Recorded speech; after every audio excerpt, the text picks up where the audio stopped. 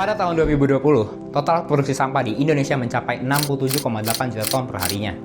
Artinya, ada sekitar 180.000 ton sampah masuk ke dalam pembuangan akhir setiap harinya.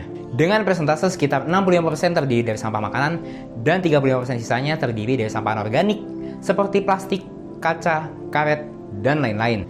Bagaimana kita bisa menanggulangi ini semua?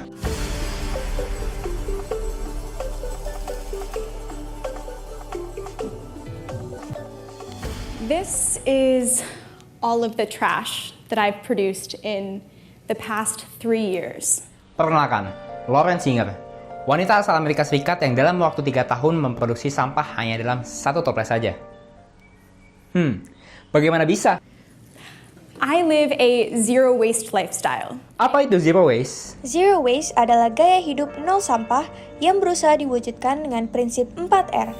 Reuse, reduce, recycle, and repair. Hal ini ditujukan untuk mengurangi sampah di tempat pembuangan akhir atau yang biasa disebut dengan TPA. Simpelnya, Zero waste itu artinya adalah meminimalisir sampah yang kita kirim ke tempat pembuangan akhir. how does it work? Jadi yang awalnya kalian membeli makanan dengan kemasan sekali pakai, lalu membungkusnya untuk dibawa pulang. Yang kemudian kalian membeli produk lain lalu dibungkus dengan plastik yang berbeda. Yang pada akhirnya kalian tidak akan mempedulikan hal tersebut dan membuangnya tanpa tahu sebab akibat terhadap lingkungan. Kalian reduce itu semua. Jika bisa, kalian bisa hilangkan kebiasaan seperti itu. Tapi keluarga saya juga gitu kok, Mas. Keluarga saya juga kurang peduli nih masalah lingkungan. Benar nggak? Iya. Mulailah dari dirimu sendiri. Mulailah dengan membawa tas belanja sendiri dan membeli barang yang benar-benar dibutuhkan, bukan barang yang benar-benar diinginkan. Jadi, secara garis besar, kalian akan mengubah gaya hidup kalian. Dengan mengganti gaya hidup kalian seperti itu, akan mengurangi sampah yang dibuang ke landfill. Itu semua bisa mengurangi emisi. Wow, apa itu emisi? Emisi adalah zat-zat hasil pembuangan. Dalam konteks climate change, kita mengenalnya dengan emisi karbon. Emisi karbon adalah zat-zat hasil pembuangan berupa gas, seperti CO2, metana, dan N2O. Tapi kenapa ya disebutnya emisi karbon dan bukan emisi metana? Itu karena sebanyak 60% dari emisi yang terbuang merupakan karbon dioksida. Makanya emisi tersebut disebut dengan emisi karbon. Emisi yang terkumpul secara berlebihan dapat berdampak pada perubahan iklim. Jika dibiarkan secara terus-menerus, akan mengakibatkan peningkatan pada suhu bumi secara signifikan. Itulah yang kita kenal sebagai efek rumah kaca. Pada 12 Desember 2015, diadakan sebuah perjanjian yang dinamakan dengan Paris Agreement. Perjanjian ini diikuti oleh 196 negara dengan tujuan untuk mengurangi gas emisi di dunia sehingga dapat menghambat laju temperatur global hingga batas limit 1,5 hingga 2,0 derajat sampai tahun 2100. Tapi faktanya, dalam waktu 10 tahun, temperatur global menyentuh angka 1,5 derajat.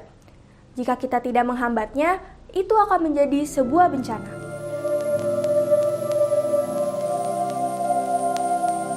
Climate change is here. Climate change is happening. We are well into the 6th mass extinction event. Europe is currently colder than the Arctic. More than 1,000 people being rescued just in the early morning hours of Sunday. Millions of people are likely to suffer worsening food and water shortages.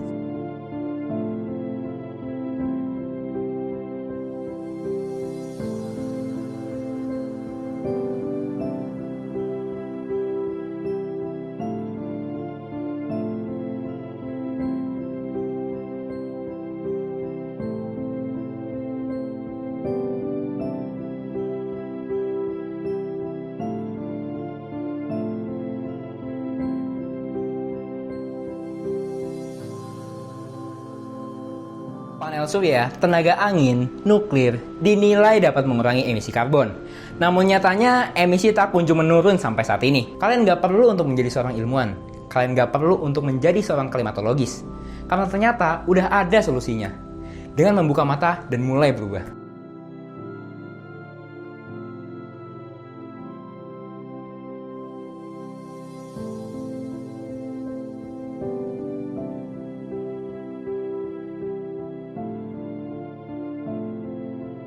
Kenapa kita harus belajar untuk masa depan yang sudah tidak ada lagi?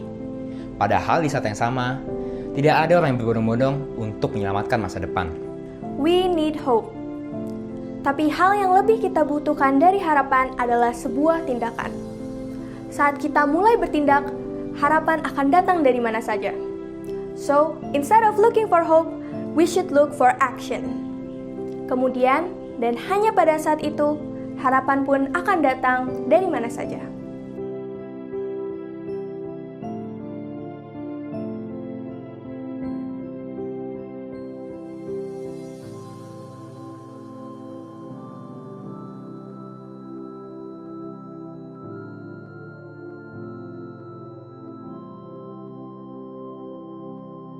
We don't need a few people doing it perfectly. We need millions doing it imperfectly. Kita punya lebih dari 11.000 ilmuwan iklim di dunia. Apakah hanya 11.000 orang saja yang peduli akan hal ini? Lalu apa peran 7 miliar orang lainnya? Dan apa peranmu?